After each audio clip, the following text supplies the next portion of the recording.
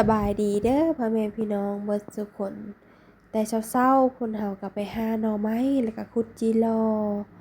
แต่ว่าหน่อไม้ก็ไปก็ขนาดไปแต่เช้าเลยทุกคนชาวไทยไปนะก็ยังมีทันชาวบ้านเขาทุกคนไปหาหน่อไม้นะเฮาเพิ่นเป็นแม่ปุ้งแล้วก็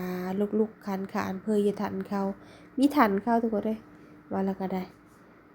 ได้4-5 โดงหน่อไม้ก็เลยว่าอย่าเอามาต้มแหน่แกงแหน่จ้าอย่ากินเปอก็เยอะต้มก็เยอะแกงก็เยอะแล้วก็ได้จิรอมาพร้อมว่าอย่าป่นจิรอแน่แล้วก็อย่าแกงหน่อไม้แน่ทุกคนอาการของคนยะเขาเปอก็เยอะเบิดเฮาก็เยอะต้มแบบต้มเปื่อยเอานะต้มเปื่อยก็คือแบบเฮาเลาะเปื่อยแล้วก็เอามาต้มทางต้มแบบมีแม่นเฮาต้มทางเปื่อยนะทุกคนมันจะจืดไวกว่าต้มแบบนี้นะแล้วก็เฮาก็ถ้าสมมุติว่ามันจืดแล้วแหละเฮาก็เสิร์ฟเกลือเป็นโหนนะทุกคนเพื่อมันโนแซ่บๆมันแซ่บคนละแบบกับที่เฮาต้มแบบต้มเปื่อยกับต้มเปื่อยนะมันแซ่บคนละแบบทุกคนลองเอาไปเอ็ดเบิ่งเด้อส่วนชาวผู้ไทยนะมักทุกแบบถ้าว่าโด่งห้าวๆแห้งนะแบบโด่งมันคาวแห้งนะทุกคนจะต้มเปื่อยนะมันจะแซ่บกว่าแต่ถ้าว่าโด่งแบบเป็นปลายนะต้มเปื่อยนี่จะแซ่บกว่าเพราะว่าโด่งเป็นปลายนะมันแบบมันจะคมแบบว่ามันจะคมหลายกว่านะแต่ถ้าว่าโด่งอยู่พื้นโด่งขาวๆนะทุกคน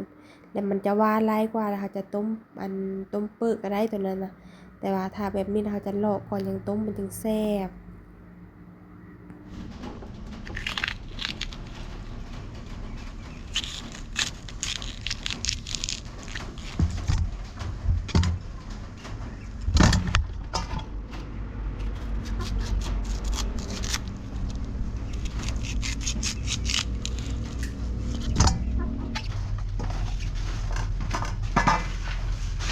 ต้ม2-3 โดง2-3 โดงนี่ก็คันต้มกิน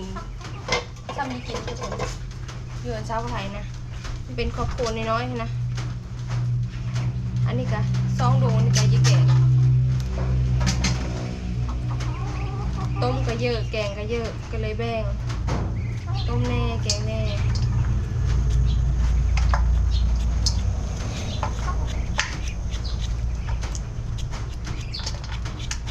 แกงเขาก็ยิ่จับตอนน้อยเฮ้ยเอาข้าวมาว่านะข้าวหน่อย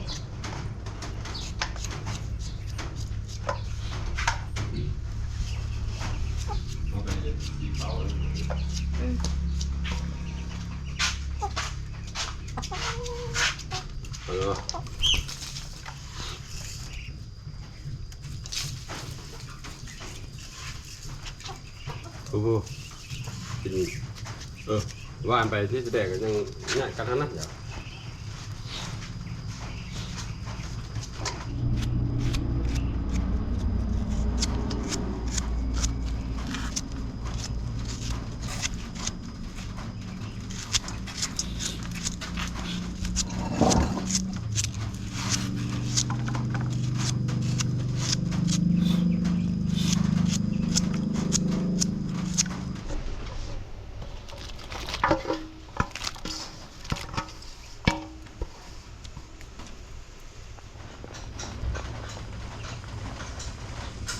วายยแกงหน่อไม้แต่ลืมมาเขาเบอเมื่อทุกคนหน่อไม้นี่ต้มแล้วเรียบร้อยแล้วแต่เช้าๆนี่เช้าไผ่ไปหาหน่อไม้แล้วก็ได้จิรอนำอย่าใช้จิรออย่าป่นจิรอแล้วก็ต้มหน่อไม้นี่แน่ต้มเจอน้ำ1แล้วเขาจะต้มอีน้ำที่2น้ำที่3เพื่อแหละเพื่อมันจืดที่ว่าใส่จิรอวายจะแกงหน่อไม้กินก้อนอันนี้นะคือสิ่งยังไม่ทันได้กินไว้กินรอบแรงแกงหน่อไม้ได้กินรอบเที่ยงเกณฑ์ไม่ใช่เกณฑ์ไม่คืออันนี้แซ่บเลยกระแซบเลยแต่เราคอยจะกินป่นน่ะป่นเขาเยอะเยอะเลยมันไม่ได้เลยคันตั้งแต่ขุดเมื่อเช้านี่ก็ลายอยู่นี่นะเป็นร้อยเบอร์แต่ยันเลยขุดมีไวขุด2-3นี่ขุดได้ดอกไม้แน่จะได้อันนี้แน่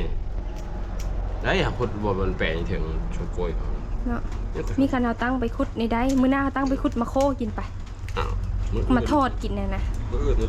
ขุดแล้วมาทอดกินคือแซ่บแค่บ้านเราขุดยังไม่ผู้ดอกนั่นแหละยังไม่ได้ผู้ขุดแถวนั้นนะขัดเขาหู้เบิ่งเขาหู้แปลแล้วไว้จะแกงหน่อไม้ลืมมาเขาเบอ มานั่งใส่จิโร่ก่อน บ่หน่อยตังนี่ก็ตัว เดี๋ยวมานั่งใส่จิโร่ก่อนทุกคนเป็นยอดเขาจะได้ร้ายเหนียวปวดทะเลเพราะว่ามันก็เลยมีรายจากอย่างมันก็ได้หมดเลยมันได้หมดช่องอย่างเลย มันได้แนวน้อยไงจะรอก็ได้ไม่ก็ได้ไปหาเดี๋ยวแรกนั่นแหละเพื่อนออก พอได้กินอยูของกันแล้วทิมเพื่อนอ่ะ นี่เชฟนี่ก็ เพื่อนเป็นกิน ทอดโอ้ยจานหนึ่งเท่านั้นช่วยอยู่ห้านแต่ว่าจาน50,000นะได้บ่นับผู้เห็นแต่ ข้าวโต ผักกูดแล้วผักกูดอะเบอร์ถูกผักกูดกับข้าวชิ้นไข่แล้วใส่ฉ่อยลาย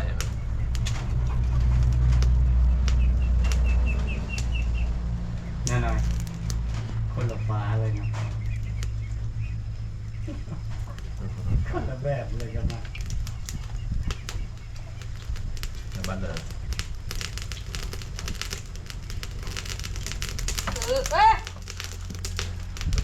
เธอขี่บ่าวโฮเนาเลยลายเติบเลยทุกคนพอได้ป่นอยู่เลยขุดพอป่นใช่ไหมมื่อหน้าจะไปขุดมาโคกล้างแล้วเรียบร้อยชอบใส่ไปเสิร์ฟตู้เย็นไว้ทุกคนไว้กินมื้อค่ำนี่กับต้มหน่อไม้ป่นจิโร่กินต้มหน่อไม้มื้อค่ำจะได้เขาจะแกงหน่อไม้กินทุกคนหน่อไม้เนี่ยเขาจะกินตอนเที่ยงแกงกินตอนเที่ยงเลยถ้าเขาเบื่อก่อนมันในก่อนลืมมากเขาเบื่อทุกคนได้ย่านได้กินตอนบ่ายอยู่ไว้จะกินตอนเที่ยงเข้าเขาในแล้วเขาก็ยังมาแกงหน่อไม้บัดนี้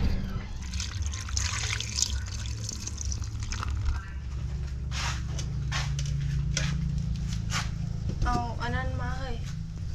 เข้ามาตั้งให้เบิร์โอ้เดี๋ยวได้กินแล้วกินหน่อไม้ตอนเที่ยงได้กินตอนนั้นตอนบ่ายทุกคนไก่บ่ายเกือบแหลงแลนเตอร์แลนเนอร์เจ้าอะไรกัน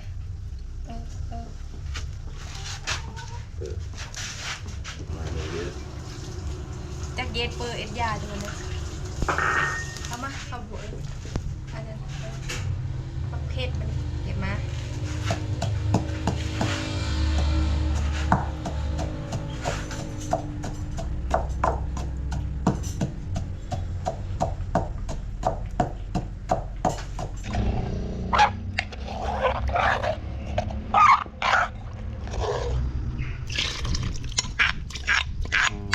คักเลยน้ำเบอร์นี่ก็คักให้ไหนมือไหนเขาแกะเบอร์มันนะบ่เอาเบอร์ดูเอาก็ห่อเนาะคักอะไรเห็น ดูขนมเขาเรียก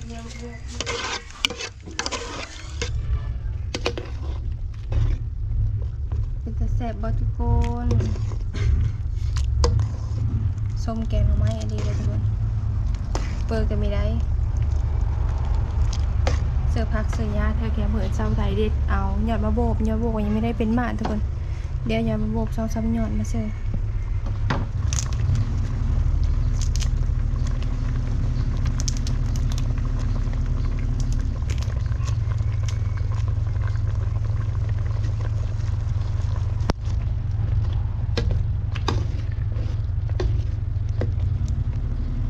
น้ำผลมาเสื้อเดียก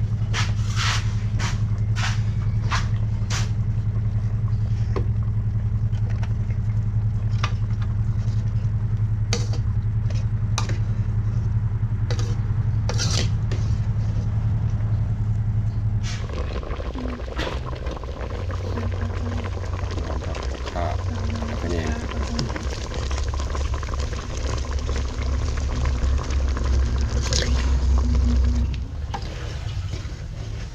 เสื้อบักขาอะไรกันหอมเลยทุกคน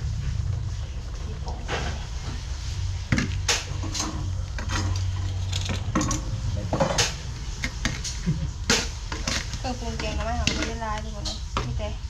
เกลือเป็นหนูเอวแล้วก็ปลาแดก เบิกตัวแกะเนี่ย